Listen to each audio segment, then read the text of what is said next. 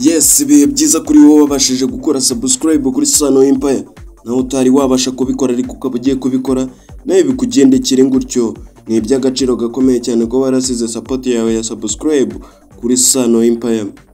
Abasanzwe bamenyere Sano Empire murabizi yuko tubagezaho amakuru agiye atandukanye haba mu buzima busanzwe, muri politike, muri showbiz ndetse n'ahandi henshi hagiye hatandukanye habonetse inkuru Sano Empire izibagezaho mu bambere. Ni kuri iyo mpamvu twanyarukiye mu karere ka Kicukiro Sejemo, ahari isoko rya Gikondo rikunzwe kuba rizwiho ibintu byinshi bigiye bitandukanye. Iri soko ryaje kuba ryasenywa bavuga yuko rigiye kuvugururwa rikaza gusanishwa n'umujyi wa Kigali. Abacuruzi bagategereza yuko iryo soko ryazubakwa amaso agahera mu kirere. Aho iri soko rirangije imyaka 10 ntawe uzi ibyabyo, rwiyemezamirimo waritsindiye akubaka igice kimwe, ikindi akacyihorera gusa. Nubwo yacyubatse nta nubwo yagejeje ku 10%. Abacuruzi nabo mu rwego rwo kubashakira aho bakorera bagiye mu kibanza cya rwiyemezamirimo, aho uyu rwiyemezamirimo ari we wishyiriraho n'umusoro ku giti cyiwe. Ariko ibibangamiye aba bacuruzi ni uko uyu rwiyemezamirimo ari kubongeza amafaranga y'umurengera. Nyuma y'ibyo byose turaza kumenya imva n'imvano ndetse tumenye uko iri soko rihagaze n'icyo ubuyobozi bw'aka karere buri kubivugaho. Niyo mpamvu gushishikariza wowe utari wamara gukora support yawe ya subscribe kuki ari cyo gihe kugira ngo ushyireho subscribe, ukande no kuri iyo nzogera notification na like na comment. Ibyo byose biba bikenewe.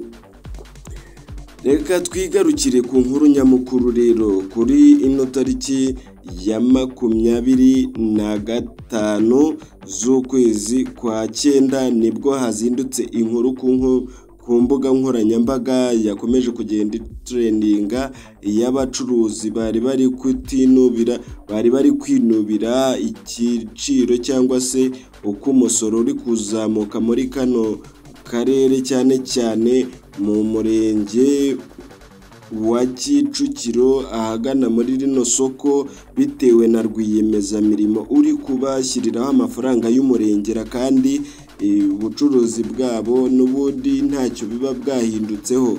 Abaturage bakaba bari gutabaza leta y'u Rwanda, aho bavuga yuko rwose uyu rwiyemezamirimo ibyo ari kubakorera ari gushaka kubakura ku mugati, ndetse bagatabaza na leta bavuga yuko isoko ryabo bemerewe bakwiye kurishyiramo imbaraga kugira ngo bongere basubire mu isoko nk'uko byahoze. Ariko uyu rwiyemezamirimo avuga yuko ibintu byose byazamutse, kandi nawe ku musoro atanga hari icyazamutseho.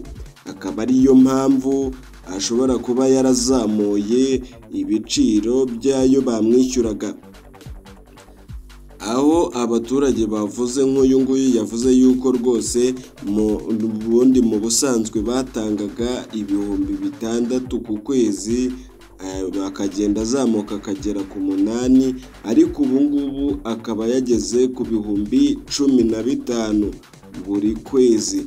Na undi nawe akavuga yuko rwose ayo mafaranga ari umurengera, kuko kugira ngo bazayinjize ari ingorabahizi, kuko baba bacuruza ibintu bidafite igishoro gihambaye cyangwa se badafite imari nyinshi ituma babona amafaranga.